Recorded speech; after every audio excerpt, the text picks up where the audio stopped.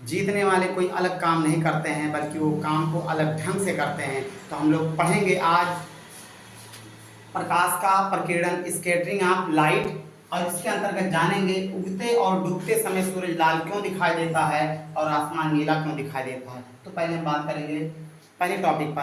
तो जैसा कि हमें पता है, जब प्रकाश की किरणें किसी ऐसे माध्यम से गुजरती हैं जहां पर धूल धुएं वायु के अणु हों, तो प्रकाश की किरणें उनसे टकरा करके चारों दिशाओं में फैल जाती हैं। इस घटना को प्रकाश का प्रकीर्णन कहते हैं। सूरज के प्रकाश में 7 रंग होती हैं, जिसको विबग्योर से प्रकट करते हैं, जिसमें वायलेट बैगनी रंग का प्रकीर्णन सबसे ज़्यादा होता है। फिर उसके बाद नीला, इंडिगो, नीला, ग्रीन, येलो, ऑरेंज और रेड। रेड का प्रकीर्णन सबसे कम होता है।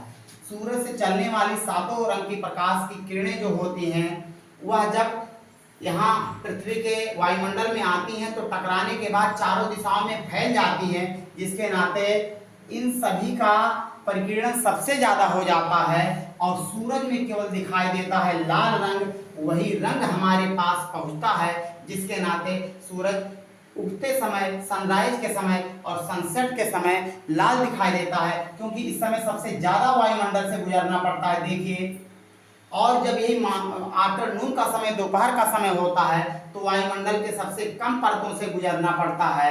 सबसे कम परत है, यहाँ सबसे अधिक परत है, जिसके नाते प्रकाश का, सभी रंगों के प्रकाश का प्रकीर्णन कम होता है। अतः सूरज हमें कैसा दिखाई देता है? उस समय सफेद दिखाई देता है।